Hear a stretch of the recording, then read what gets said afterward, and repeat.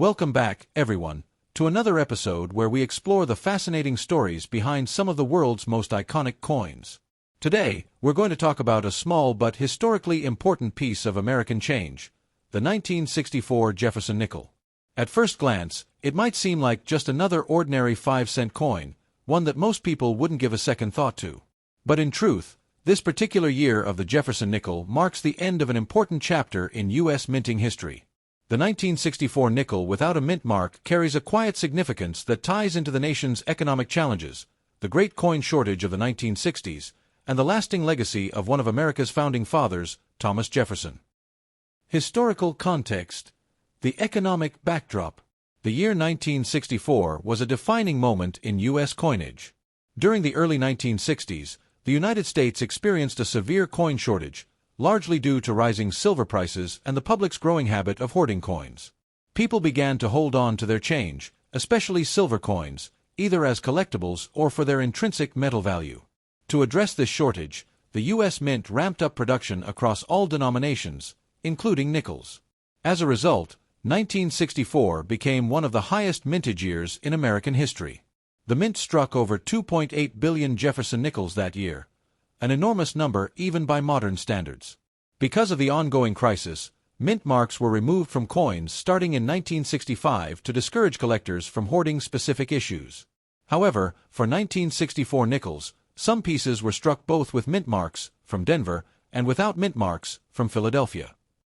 The version without the mint mark, the one we're focusing on today, was produced at the Philadelphia Mint, and it stands as the last nickel issued before the U.S. temporarily suspended mint marks altogether from 1965 to 1967. Obverse design. The face of Jefferson. The obverse, or front side of the 1964 Jefferson nickel, features a dignified left-facing portrait of Thomas Jefferson, the third President of the United States and the principal author of the Declaration of Independence. This design was created by sculptor Felix Schlag, who won a national competition in 1938 to design a new nickel that would replace the Buffalo nickel. Schlag's design captures Jefferson's calm yet resolute expression, symbolizing his intellectual leadership and contributions to the nation's founding. Around the portrait are the inscriptions, "In God We Trust," on the left, "Liberty" on the right, followed by the date, 1964. What's interesting about this portrait is that it remained virtually unchanged for more than 65 years, until it was redesigned in 2006. So, the 1964 nickel connects us directly to decades of U.S. history, spanning from the pre-war era to the modern day, all through the same familiar image of Jefferson. Reverse design. Monticello, the home of Jefferson. Flipping the coin over, we see the reverse side, which features Monticello, Jefferson's famous Virginia estate. This neoclassical building was also designed by Jefferson himself, and it serves as a powerful symbol of his creativity, intellect, and influence. Above Monticello is the Latin phrase, e pluribus unum, which means, out of many, one. Below the building, you'll find the word Monticello, the denomination, 5 cents, and the country name, United States of America. The design is simple, balanced, and unmistakably American. Even though it's small in size, the Jefferson nickel stands as a tribute to leadership, architecture, and the founding ideals of the United States. Metal composition and specifications. The 1964 Jefferson nickel is composed of 75% copper and 25% nickel, the same composition used in nickels since 1866, except for the wartime silver nickels from 1942 to 1945. It weighs 5.0 grams, measures 21.2 millimeters in diameter, and features a plain edge. Unlike dimes, quarters, and half dollars of the era, which were made with silver, the nickel never contained precious metal.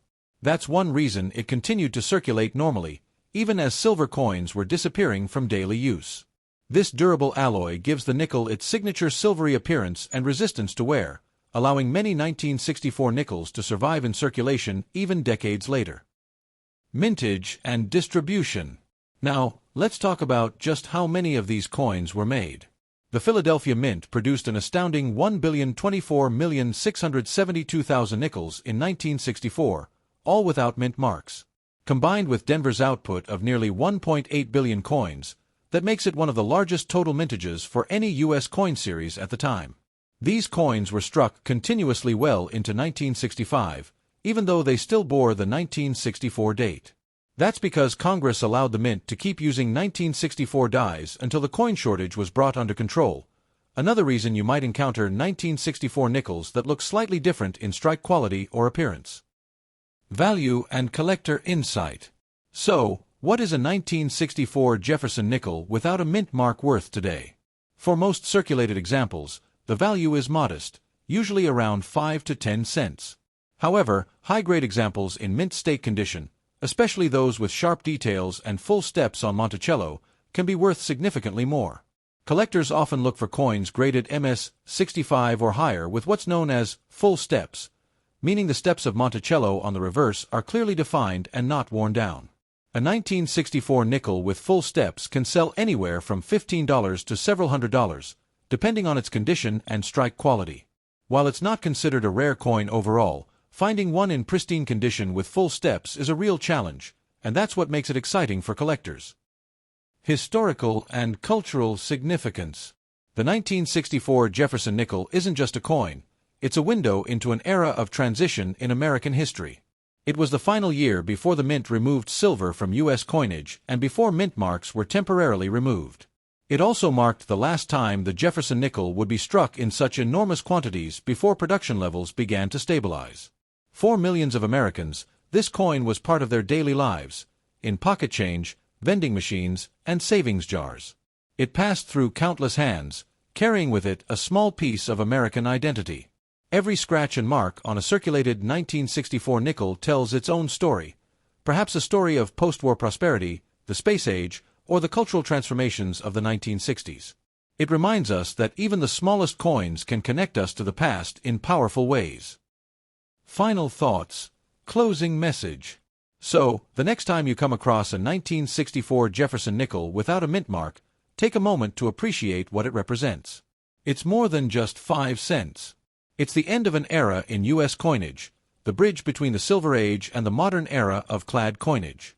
It's a coin that embodies change, adaptation, and the enduring legacy of one of America's greatest statesmen, Thomas Jefferson.